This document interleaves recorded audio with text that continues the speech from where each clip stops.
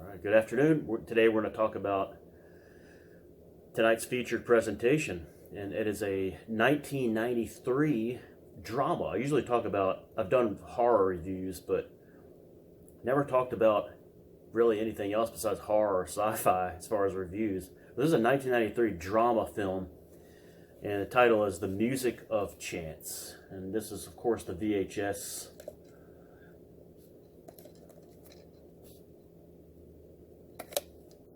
Luck is a four-letter word. I don't know if this ever got a full DVD treatment with commentaries and or interviews, extra scenes, but if it's out there and I'll research it and see if it is, I would be interested. The Music of Chance was released March 20th, 1993, and today is March 21st, 2024. This film stars Mandy Patinkin, who most of you might recognize from even if you didn't watch the show, you saw the commercials all the time for Chicago Hope, which was a 1990s, 2000s TV show, TV doctor drama. He plays Jim Nash in this film. And Jim Nash was a firefighter, and then he got divorced. He has a daughter, and he got a large inheritance, which gives him some leeway and some free time to drive along the country, all around. He loves to drive. It's not a special car at all. I forget what kind it is, but not a car that's worth a whole lot, which is important for the plot. But along one of his excursions, he runs into a guy named Jack Potsy, who is played by James Spader, the great James Spader. And Potsy is all beat up. He's staggering across the side of the road, and Jim Nash picks him up. They takes him to a hotel, cleans him up, and there Potsy explains his story. He got beat up after playing cards. They thought he had ripped some people off. And then he tells them how he's a great card player, and he beat these two great card players who are very rich one time, and they want a rematch, but he can't. He doesn't have the $10,000 that is the minimum to play against them. And Jim Nash, who has time and likes to take chances, he ponies up the $10,000, even though he doesn't even know this guy Potsy. And they drive out to the person's mansion. It's these two men, and there at the gate, they meet the guy who opens the gate. He looks kind of like a groundskeeper. He's got this like overalls and almost like a John Deere hat. Looks like a railroad conductor. And you get a little of this guy's personality just from this short scene. He's kind of suspicious. You say you're from New York. License plates say Minnesota, land of 10,000 lakes. It's really good. So anyway, he eventually lets them in, and then they meet the two men who live in the house. They are incredibly wealthy.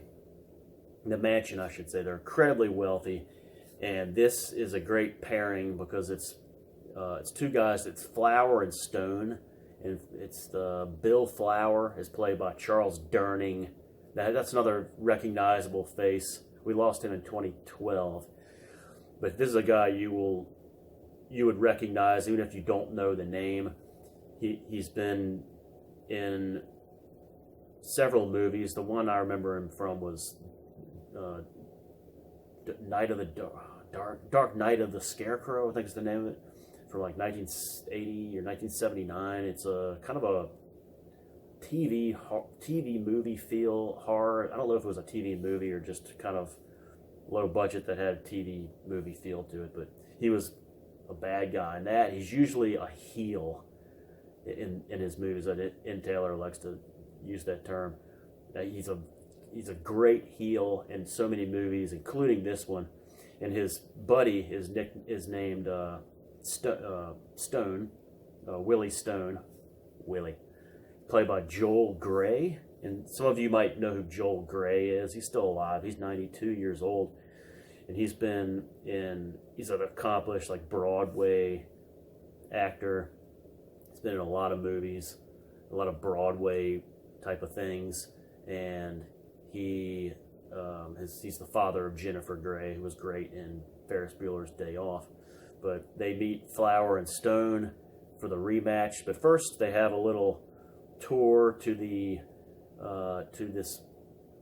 this room where there's a model. There's this huge full-scale model of what Flower calls the city of the world, and it's these little miniature people, and he's put it together and he glues them on this huge thing with like buildings and all this elaborate stuff, and it's really small, but you can see there's even like a prison with like people sitting down and like they're playing cards. It's really strange. But he's like, it's about his life. It's just going through Flower's life story. Kind of, you see like the whole like trail of it. And he was like, I also want to like build this house, and then another model. Of course, I'd have to build another city of the world. It's like really weird. But then after that, they have a dinner, and it's at this, of course, this massive dining table with just 4 people sitting there. Just a funny scene towards the end of the meal where Charles Durning, of course, is huge, real hefty actor, and he just plays the filthy rich guy perfectly with like just this white suit. And he's sitting across from his friend Stone, played by Joel Grey, who's this real thin guy, and he's like, "Are you gonna finish that? Are you gonna finish that burger there, Willie?" I said, "No, you can have it." And like they pass it down, like pass the burger, like all the way. Like he could easily just say, "Fix me another burger," but he's like, he eats the burger that Willie ate, like has already eaten off of. Waste not, want not, always say. It's hilarious. But then they get into the card match, okay? So those of you who are in the poker room a lot, DNR, Duck, Teddy, Kneeling Princess, NY Man, NZ Princess, so you would love this scene, this sequence, I should say, of the card match between Potsy and Flower and Stone. And Potsy's so certain he's going to beat him and win a lot of money. And at first he's winning, and he's doing really well. And Jim Nash, played by Patinkin, is just kind of sitting there observing. And then he gets up to leave, to like go to the bathroom, and then then he starts looking around at the City of the World model and tinker, and he snags one of the little men and pockets it as like a souvenir, he would say later. But when he comes back, and then he realizes that Potsy has started to lose some hands, and he's starting to get in the hole a little bit. And eventually there's this big standoff where he loses all of his money, but then Nash says, "I'll put up my car for collateral for like, I think they said $5,000. So he gave him $5,000, throws his keys on the table. Well, Potsy loses that hand, and this is where you see the great contrast of characters between the two characters, the two men, Flower and Stone. You see Charles Durning's character, or you see Willie Stone's character, Joel Grey, this real thin, kind of calm, laid back, squirrely looking, almost like Anthony Perkins type of face there, like little quirks. Real thin guy, just real collected. And he's like, he shows his hand. He's like, "Oh, I got these 3 aces and these 3 kings." It's like a full house, whatever a full house is.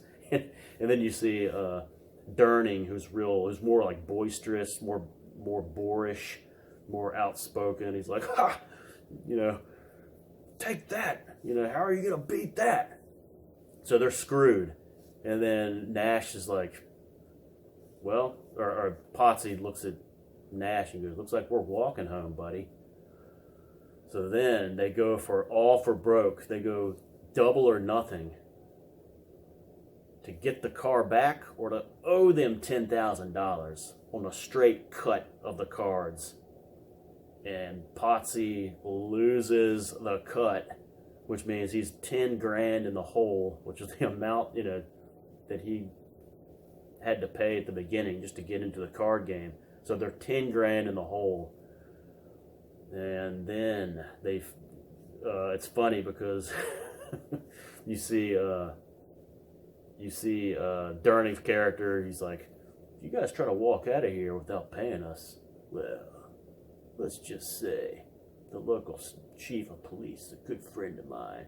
And Spader, F you, F your friends. It's just hilarious. Like, and then you see, and then so they work out a deal with the two guys in the mansion. They say, out in this huge field, we've got a little trailer you can stay in and work off the debt. I think it's a 60-day period they work out of building a wall. They call it the Wailing Wall, with 10,000 stones that Flower claims is from like some 1500s estate or something. But they want them to build this huge wall out in the field, and it goes along with the model up in their City of the World thing, which is really, really strange. But that's the end of Durning, of Flower and Stone. So you don't see Durning and Gray anymore in the film, but those two really make the best of their short time. It's maybe 30 minutes at the most on screen. They're just so powerful together. Just that contrast of characters. Durning, the real, outspoken, kind of loud, boisterous character, and then Gray, the more kind of reserved, restrained. And it's just a great pairing of those two. One of them, their wife died. The other one, their wife left them, I think. But there's just kind of a strange relationship between the two, where there's some little hints there where it's like it's a little ambiguous, like what's going on with those two. But it kind of adds to the flavor of the film, like a little more mystery. But they make Nash and Potsy stay in the little trailer and build a wall. Okay, so this is where we meet the guy that let them in at the beginning, at the gate, the groundskeeper looking guy who's like a foreman, and this is a character named Calvin Merks. Okay, and he's played by M. Emmett Walsh. So last night Andy informed us of the passing of M. Emmett Walsh. A couple days ago, he would have been 89 tomorrow, on the 22nd of March. So this is why we're doing this as the feature presentation tonight. And this is another guy, M. Emmett Walsh, that you're probably familiar with. He's just he's kind of got that, he's just a great actor. He's got just with his face, the eyebrows, the way he uses his eyebrows, the way he uses his voice, and the way he uses his bottom jaw, just to kind of convey certain feelings. And I think most of you would recognize him if you saw his face. He's got a little bit of Walter Brennan in him. There's a little bit there that reminds you of him, but he is great in this. He's just the guy that Flower and Stone send out there to supervise the building of the wall. He doesn't help them at all. He just sits there, much to and kind of gives orders, much to Spader's, Jack Potsy's chagrin. They have a lot of, there's a duel between those two. Potsy's real, he even assaults even assaults Walsh's character, and then Walsh comes back the next day with carrying a pistol for for protection. But so they spend, I think it's 60 days building this wall, and it's like just the whole another character contrast between Jim Nash and Jack Potsy. Potsy is played by Spader, is the real just real reactionary, impulsive.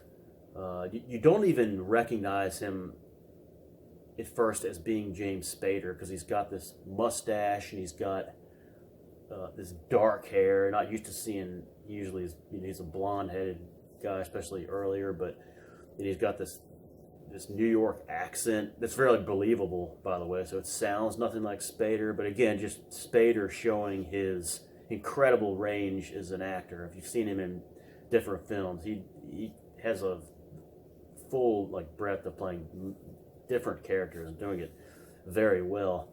So he's the real, just a real impulsive type, and he wants to leave, and lashes out a lot. Punches M. Emmett Walsh's character, but Mandy Patinkin is more Jim Nash. Is more he's more collected. He's kind of he thinks things out. He takes risks, as you see in the film. He takes chances, but if it doesn't go right, he's willing to hear things out and just kind of accept what happens and do it nobly. So it's and he's a real cool character. I think he's real, someone that you can kind of learn a lot from. And he acts as kind of a father figure to Spader's character. Kind of this,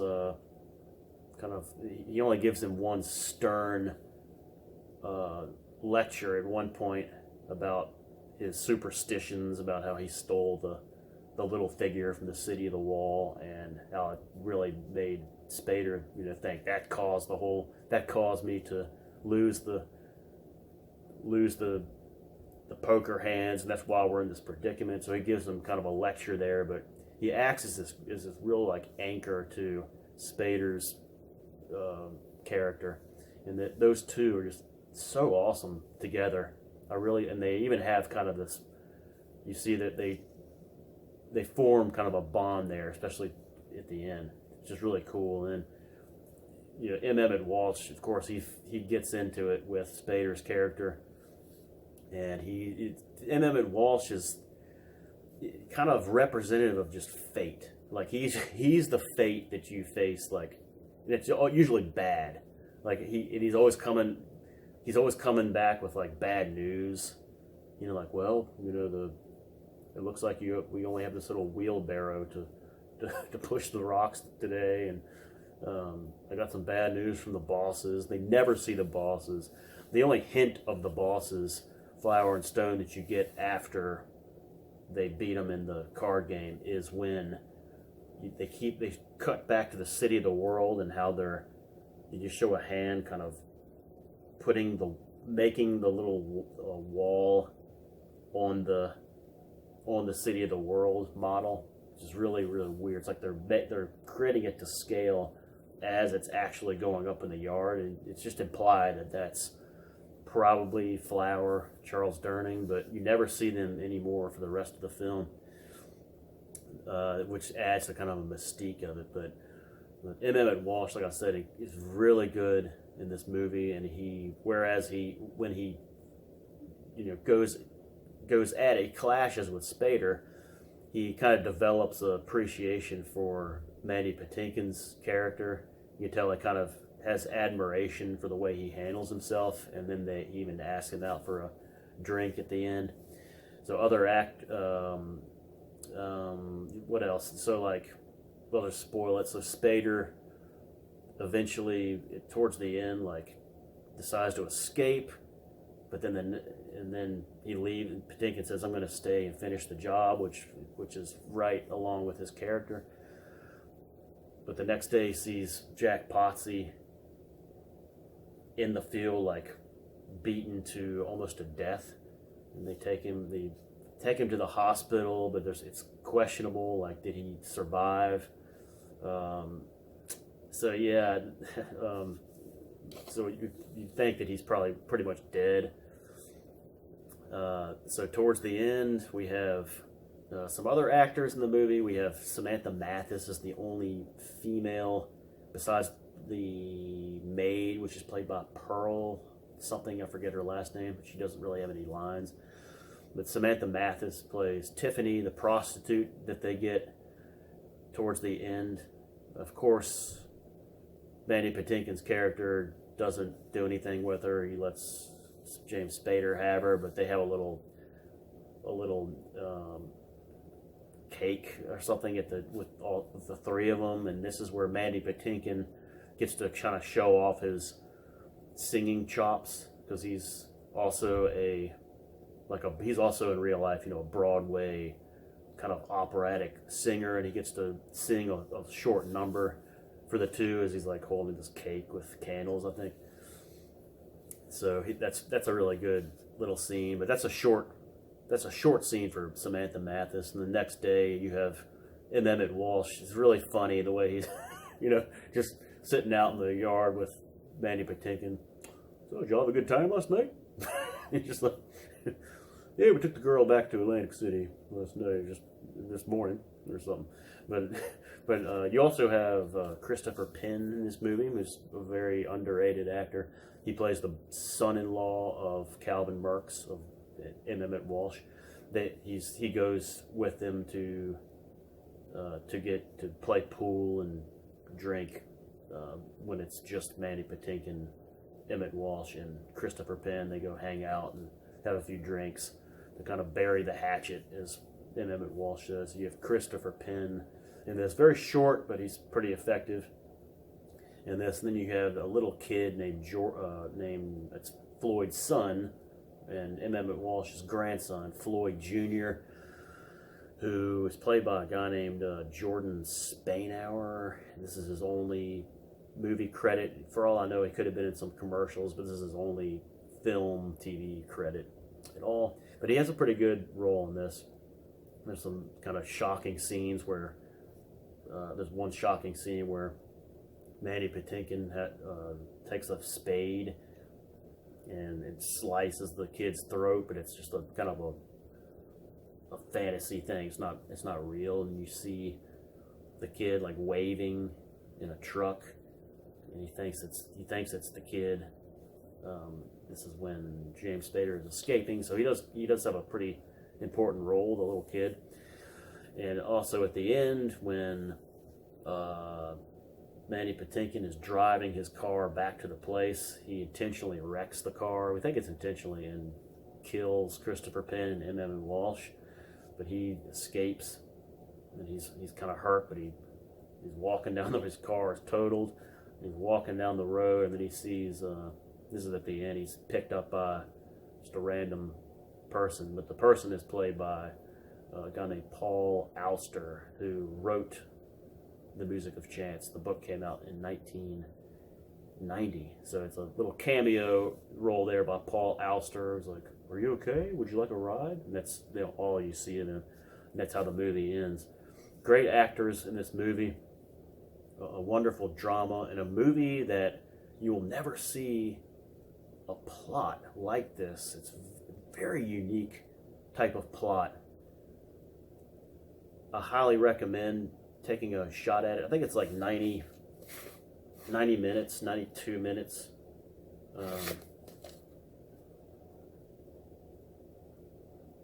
Very, very engaging movie. You could, if you have to kind of be in a mood where you're just a little tranquil and not looking to laugh a lot, but it really will. It will hook you, especially when they get to the card, to the card showdown, carried by some incredible actors. One of them being not many actors, but all of them just incredible actors with recognizable faces. This is a neglected gem, folks. Check it out. I don't know if it's available online. I'm sure it is. I mean, for free, but it's available on VHS, boys, and definitely DVD. But that's tonight's featured presentation. I hope you get a chance to see this if you haven't already. One of the, I think it won something at the Cannes Film Festival or something, but very just overlooked, not talked about, but a great movie to watch. And all I'm going to say is, last but not least, just rest in peace, M. Emmett Walsh, 88 years old, great actor. And all right, guys, thanks for watching this review of The Music of Chance from 1993. And I'll see you for maybe another review in the future. All right, take care, guys.